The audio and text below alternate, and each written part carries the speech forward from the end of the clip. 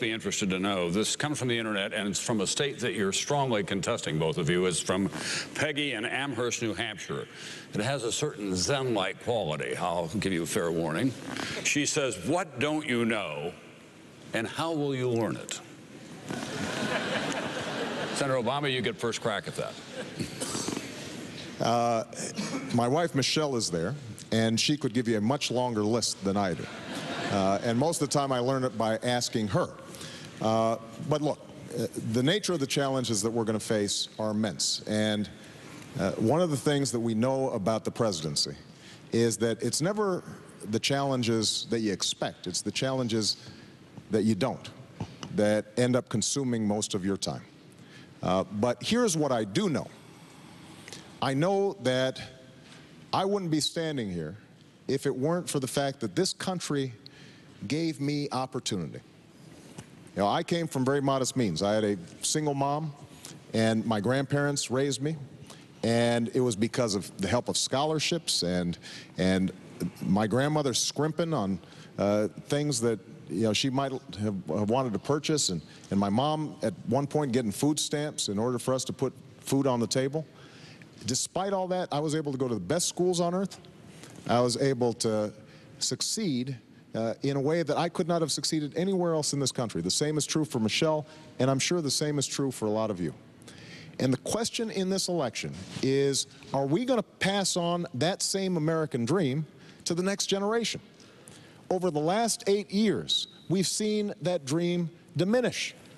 Wages and incomes have gone down. People have lost their health care or are going bankrupt because they get sick. We've got young people who've got the grades and the will and the drive to go to college, but they just don't have the money. And we can't expect that if we do the same things that we've been doing over the last 8 years, that somehow we are going to have a different outcome. We need fundamental change. That's what's at stake in this election. That's the reason I decided to run for president, and I'm hopeful that all of you are prepared to continue this extraordinary journey that we call America. But we're going to have the courage and the sacrifice, the nerve to move in a new direction. Thank you. Senator McCain, you get the last word. Senator Obama had the opening. You're last up. Well, thank you, Tom. And I think what I don't know is what all of us don't know. And that's what's going to happen both here at home and abroad. The challenges that we face are unprecedented. Americans are hurting tonight in a way they have not in our generation. There are challenges around the world that are new and different, and there will be different. We will be talking about countries sometime in the future that we hardly know where they are on the map, some Americans. So what I don't know is what the unexpected will be. But I have spent my whole life serving this country. I grew up in a family where my father was gone most of the time because he was at sea and doing our country's business. My mother basically raised our family. I know what it's like in dark times. I know what it's like to have to fight to keep one's hope going through difficult times.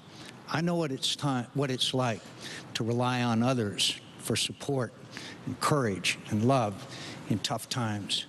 I know what it's like to have your comrades reach out to you and your neighbors and your fellow citizens and pick you up and put you back in the fight. That's what America's all about. I believe in this country. I believe in its future. I believe in its greatness. It's been my great honor to serve it for many, many years. And I'm asking the American people to give me another opportunity. And I'll rest on my record, but I'll also tell you, times are tough. We need steady hand at the tiller. And the great honor of my life was to always put my country first. Thank you, Tom. Thank you very much, Senator McCain.